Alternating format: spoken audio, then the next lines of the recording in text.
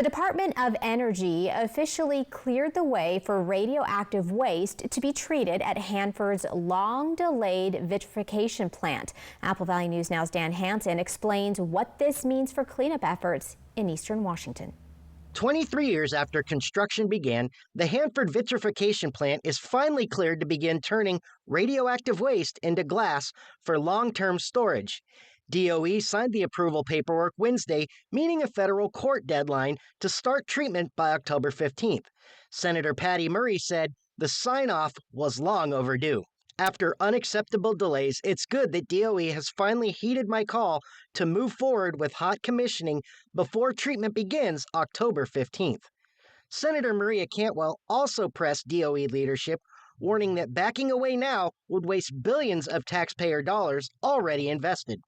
Every time a new administration comes in, somebody looks at the amount of money that it takes to clean up nuclear waste that's been stored in tanks and says, this costs too much. We ought to be able to do it cheaper. So I would say to our current colleagues over at the Department of Energy, you need to look at history and think twice. Congressman Dan Newhouse said DOE Secretary Chris Wright assured him there would be no delay. He says, despite unsubstantiated rumors and speculation, this morning's signed approval from DOE is confirmation of what Secretary Wright told me multiple times over the past 10 days, that there will be no delays to the start of the waste treatment plant. But Wright has faced tough questions on shifting signals from his department. I am firmly committed to continuing our obligations and our moral obligation to clean up the mess that was left in your state. The $30 billion project is one of Tri-City's largest employers.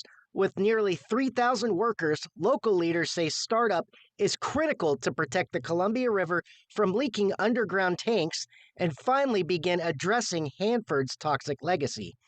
DOE contractors now have less than a month to prove the plant can operate safely with real radioactive waste. If successful, it will mark a historic step in one of the nation's most complex nuclear cleanup missions. Dan Hansen, Apple Valley News Now. The Department of Energy says it will continue to monitor safety and environmental standards closely during startup. Washington state officials warn if DOE misses the October 15th deadline, the agency could face legal action.